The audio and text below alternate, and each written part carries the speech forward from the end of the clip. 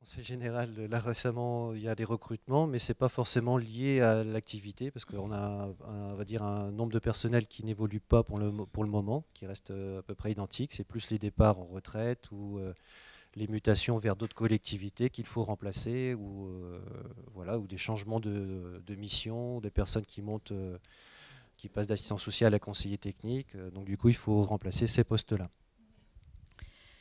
Pour vous donner quelques précisions, sur le département des Côtes-d'Armor, on a à peu près 49% des assistants sociaux qui travaillent au Conseil général.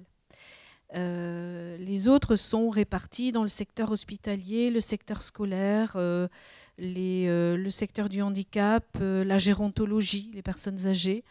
Euh, Quand on regarde les offres, on s'aperçoit que les offres pour le secteur du handicap et des personnes âgées sont en augmentation. Ça correspond aux besoins, évidemment, aux besoins sociaux.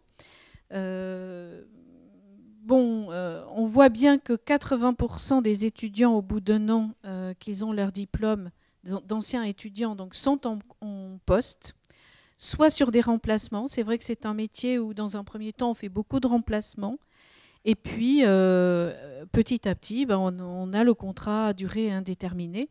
Certains étudiants vont en dehors de la région Bretagne, notamment en région parisienne, mais pas que. Il y a des secteurs où il n'y a pas beaucoup de centres de formation. Par contre, il y a des postes, donc il faut oser aller en Basse-Normandie, par exemple, ou en Eure-et-Loire, ou voilà.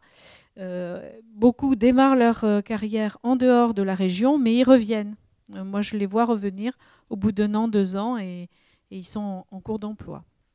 En termes d'assistant de service social, actuellement, enfin, chaque année, sur les 2 dernières années, on avait sur Saint-Brieuc uniquement, on avait une centaine de candidats qui étaient à l'oral. Parce qu'à l'écrit, évidemment, c'est un peu plus, hein. Donc ça doit être autour de 120, 130. Globalement, en France, on peut dire que c'est un métier qui perd d'attractivité. Moi, je suis assez claire là-dessus. Globalement, tout le monde se dit qu'il y a moins de candidats au fil du temps. Alors, qu'est-ce qui fait ce moins de candidats? Je pense que c'est la diversité des métiers du social. C'est vrai que, par exemple, dans le même registre, l'accompagnement social, il y a assistant de service social, mais il y a aussi conseillère en éducation sociale, en CESF, c'est en économie sociale et familiale. Et donc, c'est des métiers qui ont des points communs. Donc, parfois, voilà, ça bascule d'un côté. Je pense que dans le métier d'assistant de service social, il y a la protection de l'enfance et que c'est quelque chose qui est quand même engageant, c'est de grosses responsabilités.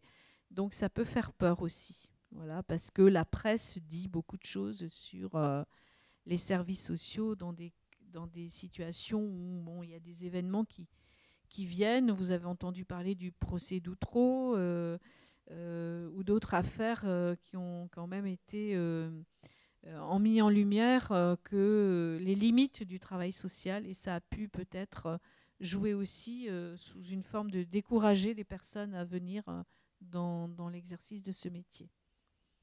Mais globalement, on a quand même encore, heureusement, beaucoup plus de candidats que de places, d'où la nécessité de ce concours.